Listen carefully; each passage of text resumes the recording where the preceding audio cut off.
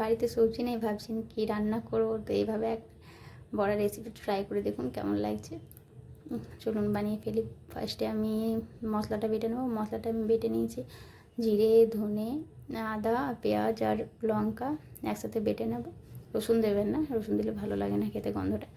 তো এটাই তুলে উঠিয়ে নেব। তারপর ওই শিলের মধ্যেই আমি মুসুরির ডাল কিছুক্ষণ আগে ভেজালে ভিজে যাবে, ওই মুসুরির ডালটা ভিজিয়ে রেখেছিলাম, ওইটাই বেটে নেব। ওইটা বেটে নেওয়ার পর ওইটাও তুলে নেব।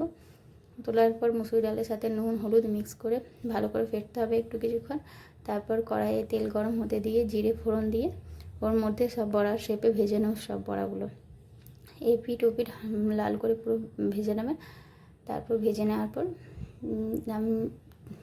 পর বড়াগুলো সব তুলে নেবেন। তো একবার বড়া ভাজা হয়ে গেলে আবার আরেকবার দিতে হবে বড়া ভাজার জন্য। এটা মাই বানিয়েছে, মা ভীষণভাবে এই রান্নাটা খুব ভালো বানায়, ওই জন্য মাকে বানাতে বললাম আজকে আপনাদের দেখাবার জন্য।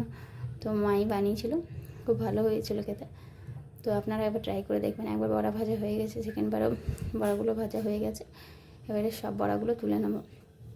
সব বড়াগুলো তুলে নেওয়ার পর ওই কড়াইয়ের মধ্যে দিয়ে দেবো সর্ষের তেল দেওয়ার পর ফোড়ন দিয়ে দেবো জিরে আর তেজপাতা ফোড়ন দেওয়ার পর পেঁয়াজ কুচি করে রেখেছিলাম, ওই পেঁয়াজ কুচিগুলো দিয়ে দেবো। ওইগুলো গোল্ডেন ব্রাউন হলে যে বেটে রাখা মশলাটা ফার্স্টে দেখেছিলাম ওইটা দিয়ে দেবো। ওইটার সাথে একটা টমেটো অ্যাড করেছিলাম কেটে। তো একসাথে মা মশলা দিয়ে দিয়েছিল সব একসাথে মশলা দেওয়ার পর ওইটা একটু কষা ভাজা হবে। আর ওইর মধ্যে নুন হলুদ দিয়ে দিয়েছিলাম আর সামান্য পরিমাণে চিনি। তো নুন হলুদ চিনি সব অ্যাড করে পরে মশলাটা একটু ভাজা হবে। তারপর ওইটার মধ্যে সিদ্ধ করে রাখা আলু ওগুলো অ্যাড করে দেবো। ওইগুলো অ্যাড করে দেওয়ার পর ওইটা একটু ভাজা তার সাথে সাথে বড়াটাও অ্যাড করে দেবো। বড়াটা অ্যাড করার পর একটু নেড়ে চেড়ে ভালো করে তারপর জল দিয়ে দেবো। জল দিয়ে ঢাকা দিয়ে কিছুক্ষণ ফুটলেই দেখবেন বড়াগুলো অনেকটা জল টেনে নিয়েছে। বাট দেখবেন যাতে পুরো জলটা টেনে না নেয়, নাহলে পুরো একদম শুকনো হয়ে যাবে, পুরো জলটাই টেনে নেবে বড়ার। তো দেখুন এতটা জল দিয়েছিলাম, তা এবারে পুরো জলটাই টেনে নিয়েছিল যখন। তো আমি এবারে ঢাকটার গ্যাসটা বন্ধ করে দিয়ে দেখুন এতটা জল আছে, কিন্তু পরে যখন আমি খুলে দেখলাম সব জলটাই টেনে নিয়েছে। তো দেখুন এবারে দেখবেন সব জলটা টেনে নিয়েছে।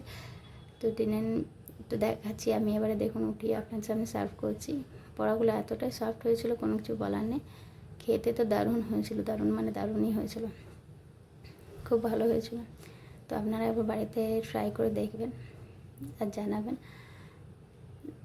আর ভিডিওটা ভালো লাগলে লাইক শেয়ার কমেন্ট করতে ভুলবেন না। আর একটু জানবেন ভিডিওগুলো আপনাদের কেমন লাগছে।